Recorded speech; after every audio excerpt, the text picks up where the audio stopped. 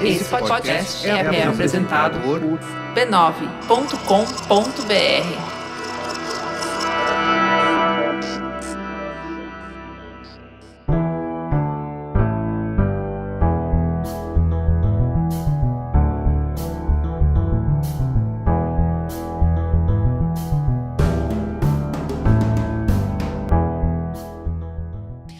Mamileiros e mamiletes, oi pessoal, eu sou a Juva Lauer e hoje eu tô aqui com a Camila Moraes pra gente falar sobre a série do Fito Paz. Seja muito bem-vinda, Camila. Quem é você na fila do pão? Obrigada. Olha, eu sou uma pessoa muito interessada em cultura, adoro escrever e muito ligada em América Latina. Eu acho que tem muitas coisas atraentes aí que eu sempre trouxe para o meu trabalho como jornalista que cobriu cultura bastante. Então vamos de sinopse, que a gente tem muito para falar dessa série. Amor e Música, Fito Paz, narra a história do fenômeno do rock argentino Fito Paz.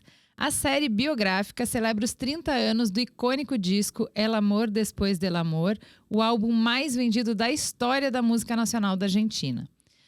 Atravessando momentos marcantes da sua vida, desde a infância como órfão na cidade de Rosário, passando por sua relação com outros grandes nomes da música latina, como Charly Garcia, Luiz Alberto Spinetta, Fabiana Cantillo, até a genialidade e excessos por trás de suas composições de sucesso. Ninguém pode, ninguém deve viver sem amor. A série tem 8 episódios e, além de falar sobre talento excepcional e processo criativo, mostra de forma delicada e profunda diferentes amores e perdas a partir da história trágica do músico. A série está disponível na Netflix. Super escondida, né, Camila? Ninguém tava falando dessa série. O Merigo que me colocou para assistir, porque ele sabe que na adolescência eu ouvia muito Fito. Assisti um show dele no Fórum Social Mundial, aquela coisa de sentada na beira do gasômetro, na grama, com gente do mundo inteiro, acreditando que outro mundo era possível, Fito Paz cantando e tal. Então eu fui assistir, mas eu não tinha ouvido falar em nenhum lugar e continuo não ouvindo. Você sabe que eu ia te perguntar por que é que você escutava Fito Paz na adolescência. Aí eu lembrei, você é gaúcha. Sim. E você está mais perto da fronteira e ali tem esforços... Toca na rádio. Tem esforços pontuais que eu acho que tem muito a ver com rádio mesmo. Porque eu tenho 43 anos. Eu acho que na minha faixa ninguém cresceu, né? Eu passo a adolescência escutando Fito e outros. É uma pena que a série não seja falada, porque abre-se um universo, né? Quando você começa a ver uma história assim. Você pode ficar na história dele, você pode ir para a música, você pode ir para a história da Argentina. Mas conta o que essa série te fez pensar? Olha, eu andava pensando sobre isso, saber quem nasceu primeiro, o ovo ou a galinha. A série me fez pensar que a gente precisa, na vida, descobrir uma linguagem com a qual a gente se identifique. Uhum. Então, o Fito, né, a gente vê ele na infância, com tudo que ele passou, e depois de jovem, entra na música, e tudo que ele passa depois disso também.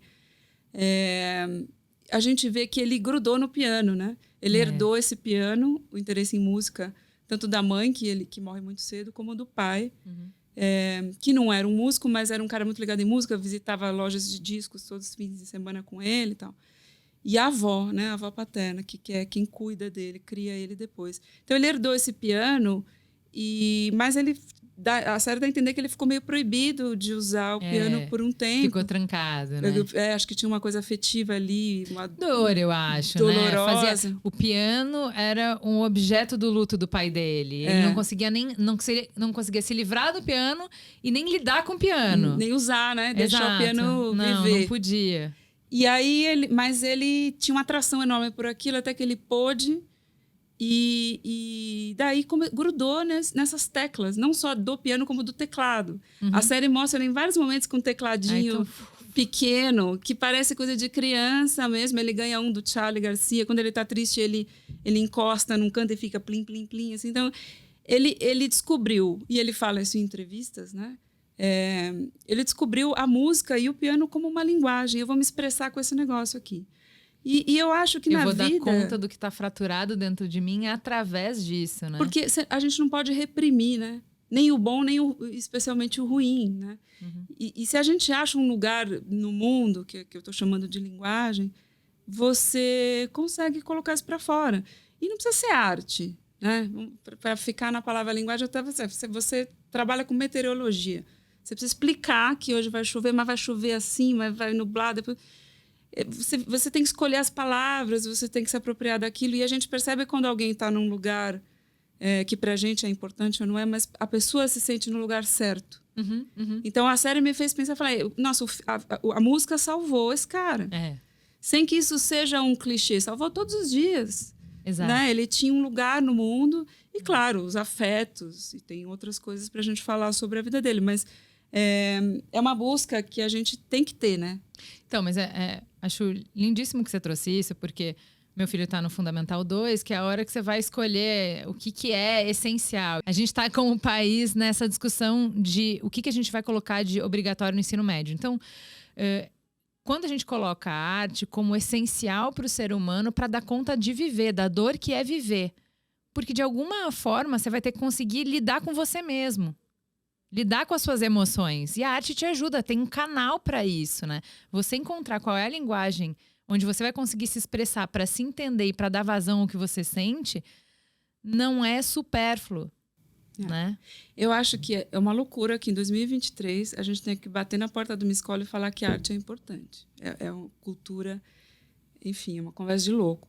Mas é exatamente isso. E, na verdade, para a gente ir além da arte, assim, eu acho que você poder se encontrar, né? O que você vai fazer para a gente crescer, para a gente sobreviver e viver bem, a gente precisa desopilar, né? A gente precisa soltar a pressão e a gente precisa produzir. Se você achar as maneiras de fazer isso, você vai estar na vida como uma pessoa inteira, né?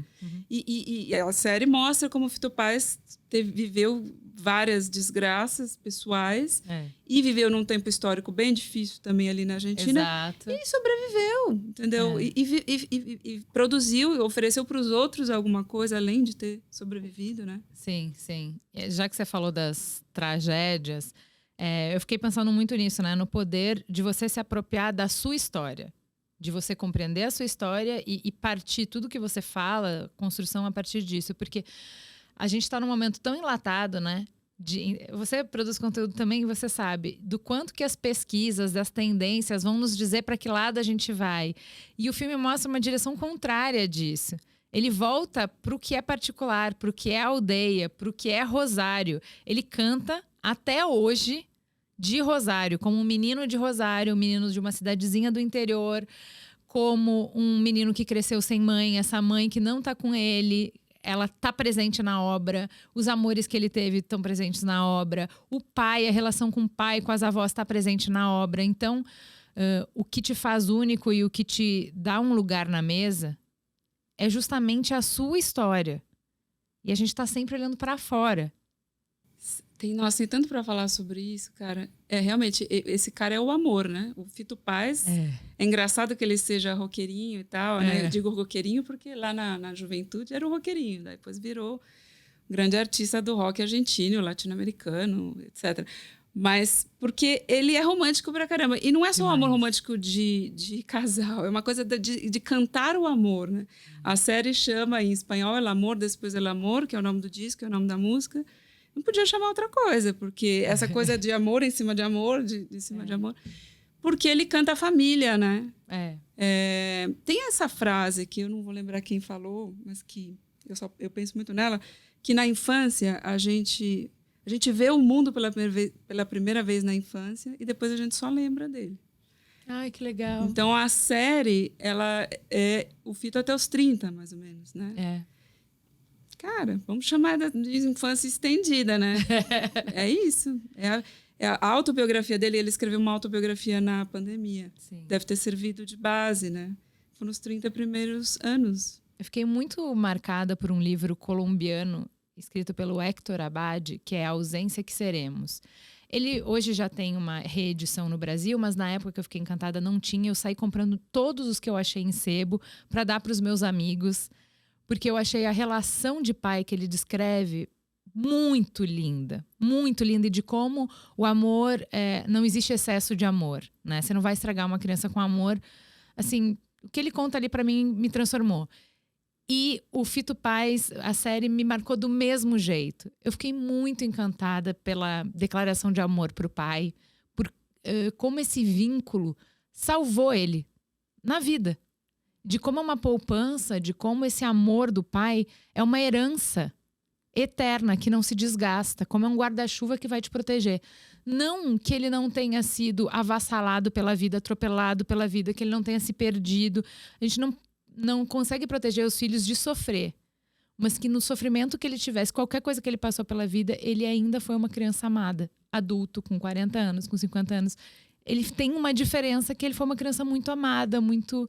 né, desse vínculo que ele teve com o pai. É uma discussão muito grande da série, como os amores são eternos, ainda que finitos. Então vai falar dos fins, seja pela morte ou pelo término de um relacionamento, mas vai mostrar como essas relações continuam, né? Então, assim, eu morri de chorar depois, ouvindo as músicas, de como a relação dele com a Fabi acaba, mas nunca termina. Até hoje ele canta com ela. Termina a série, ele com a segunda mulher e fazendo uma música pra ela, Foi Amor, que só de falar eu tenho vontade de chorar. Que é lindíssima. Ele faz a música para ela e ele canta com ela enquanto ele está com outra mulher. Porque o amor, ele é presente, ainda que tenha acontecido no passado. Esse vínculo de uma pessoa que cuidou de você, que te conhece como poucos, esse vínculo é eterno. Eu como uma romântica, eu me acabei de chorar. Você sabe que você romântica, ele romântico, eu me considero até... Mas sabe qual a resposta dele para isso? Eu vi numa entrevista, ele falou o seguinte: se tem uma coisa para a qual inteligência serve, é para você se dar bem com as pessoas que você amou. E aí ele citou a inteligência, né? E eu acho isso, cara, é isso mesmo. Vamos ser inteligentes, gente, pelo amor de Deus, né?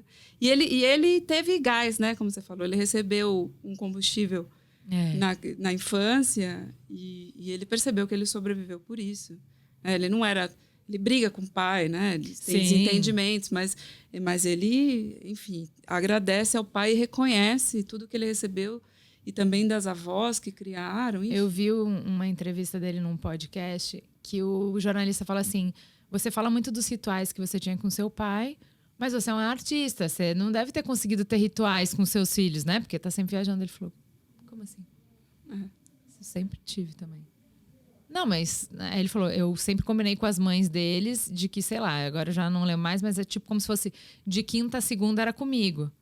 Aí o cara, mas aí tem os shows. Não, nessa época eu não fiz show.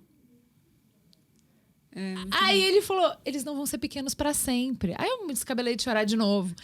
Então, olha como... É isso que eu ouvi várias entrevistas dele depois da série, como esse pai, ele continua presente até hoje. Todas as entrevistas ele fala do pai. Em várias músicas tem esse pai, né? Então... Isso é incrível. Uma coisa que a série me fez pensar muito são sobre esses ciclos da vida. Porque eu sou uma pessoa controladora, o que você entende que é uma pessoa com medo, assustada diante da vida, né? Que tenta controlar. E esses incontroláveis da vida, incontornáveis, o que você não pode prever, o que você não pode dar conta, que você, na verdade, tem que muito mais aprender a surfar do que achar, assim, você não vai controlar o vento, você não vai controlar a onda, você no máximo pode aprender a surfar.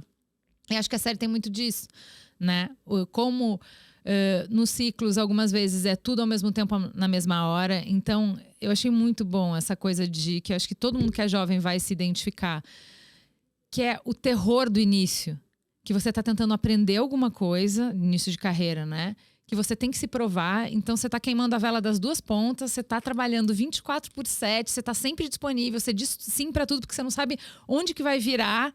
E ao mesmo tempo é quando você está descobrindo o amor e está amando pela primeira vez e está errando os erros mais inimagináveis e tudo tem uma intensidade muito louca. E ao mesmo tempo você deveria estar com seu pai porque eram os últimos dias e você não estava. É assim, eu cheguei em São Paulo e foi essa coisa toda, exatamente como ele e a minha avó morreu, assim, desse jeito também. Então, sabe, a vida não tem... Então, primeiro filho, depois não sei o quê, é tudo junto.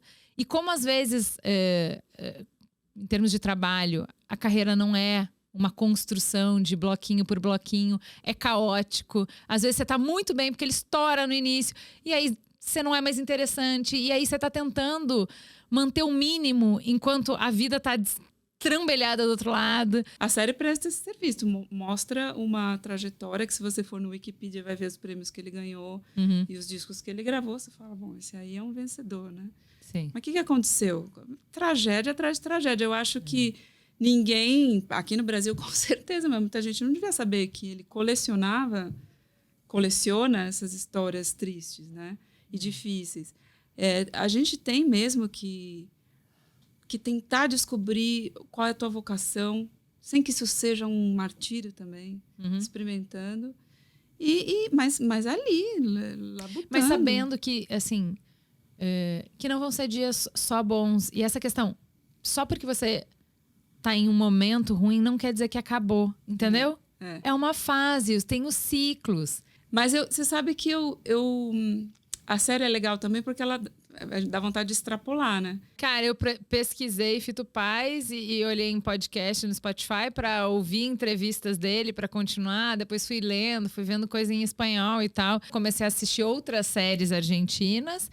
E eu acho que num olhar mais amplo, fala um pouco dessa nosso isolamento da América Latina, né? Que pouco a gente se sente parte.